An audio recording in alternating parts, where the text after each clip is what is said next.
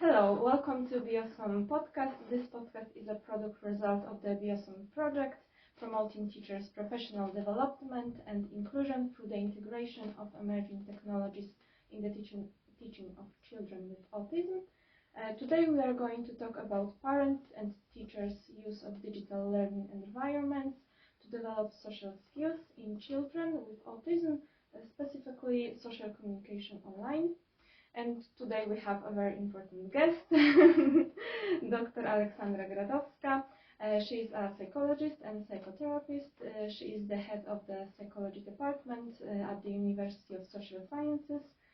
Her research work includes studies on the impact of somatic illness on psychological functioning, and she also conducts long-term experimental research combining two fields of science, medicine and psychology.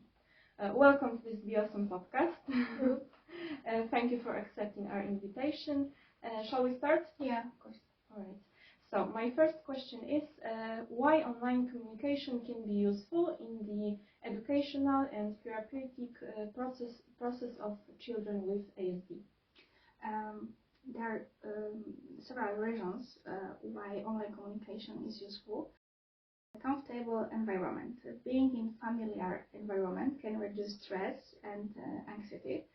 Children who use technology in a normal environment in their own home can feel more safety and relaxed, and it can make increase their engagement. And the second reason is control over the interaction. Online session allow the control over the interaction and the speed of this session, and this is the most important for children who has higher risk, higher needs. Visual support is the next reason. When we use online technology, online communication, we can use a lot of visual support. This is especially useful for children who do not speak normal language. We are able to adapt the environment to their special needs. Online communication is based on special routine procedures. It is very important for children with ASD. The next reason, reduce stress and pressure. When we communicate via computer or tablet or mobile phone, we can focus only on one-way communication without face, only on voice. So children with ASD don't have to read our faces. They can just focus on verbal process. And the next version is technical skills. Are technical skills. We live in very technical world, and even children with ASD have to use some technical tools, and they have to know how it use, how they should live in current technical world, I think.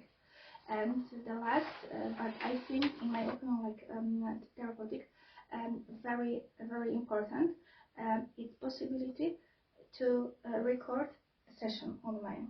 And this is very important for psychologists or parents, because we can check how useful the therapy or learning educational process is in current form, and we can check something.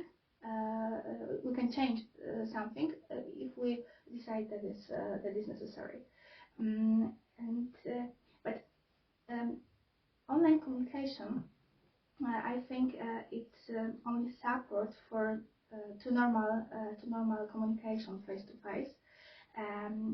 We have to we must use the opportunities to create normal contact, normal meeting, normal interaction, communication based on face-to-face interactions. Right, thank you. The second question is, depending on the level of functioning of a child with ASD, what elements should be paid attention to in shaping communication? When we deciding to use online communication for children with ASD, we have to pay attention to several elements. For example, language communication, language is language communication, attention skills, sensory sensitivity. This is the most important thing. For example, if we have children with limited verbal skills, we have to use simply linguistic. We have to use maybe verbal supports. But when we have children with higher, with good verbal skills, we can try to focus on learning normal conversation. But what is important, we have to avoid many meanings. We need to adapt activities and recommendation. Sometimes we may use short exercises and recommendations for one child, but when we have another child with better attention, we can give them longer tasks or activities. And sensory sensitivity. We must be very careful when we're using verbal or oral audio support. We must match the level of this support to possibilities our child. What else? Social understanding. For children who have difficulty with social understanding, we can use teaching or therapy based on playing role, for example. And technology skills. Some children may need help us to use computer or mobile phone or something, but the next children can cope with it also. But when we preparing session, therapeutic or educational process for children with ASD, we must pay attention to flexibility. What works one day may not work the next day, because children can change their interesting, their mood, and this is the way why we need to be more flexible. So next question is, how can parents or teachers support the child in developing social competence in online communication? Modeling behavior.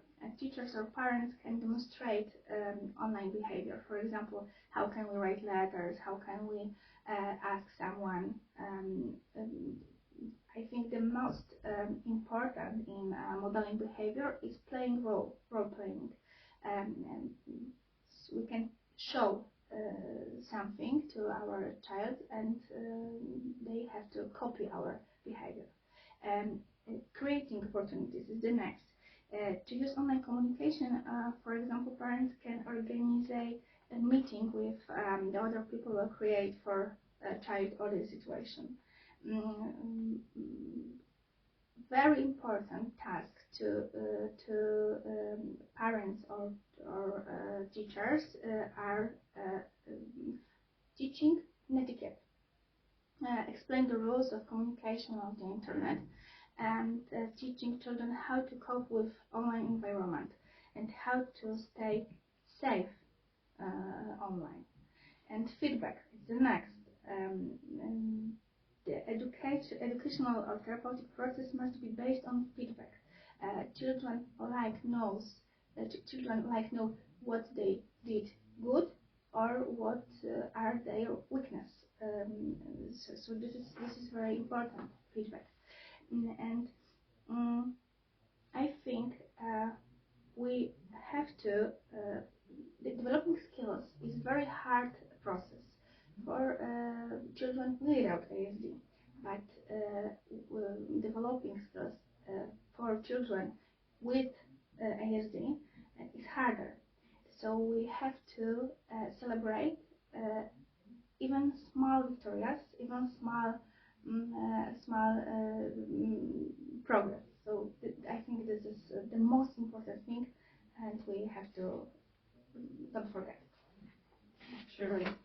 All right. And the last question is, what are the strengths in social communication using new technologies for children with ASD? New technology can offer some fantastic opportunities for children with ASD. I said before about a lot of important elements. We can call all of them like customization. Tech allow for the personalization for learning experience. For instance, you can adjust the difficulty level of social scenarios or use interests of the child to engage them more effectively. The next is visual learning. Many children with ASD are visual learners. So when we use some visual stuffs, visual tools, visual support, we can make learning process more effectively and funny, I think. This is why. And I think about safety environment. It's very important because engaging in social communication from a safe and familiar environment can reduce, like I said, anxiety, stress, fear, and it can make the learning process or therapeutic process more comfortable and more effective. And what else? Children using when children use new technology to communicate, can choose more adaptive way to communicate. If they don't want to say something, use verbal communication, type something. And I think this is one of the reasons why new technology is useful and how we can use it to communicate each other. All right. I think we have reached the end. Thank you very much for the talk and for joining us. I think it was a very insightful talk for me and to all the people that will also listen to us. And thank you for hearing us out.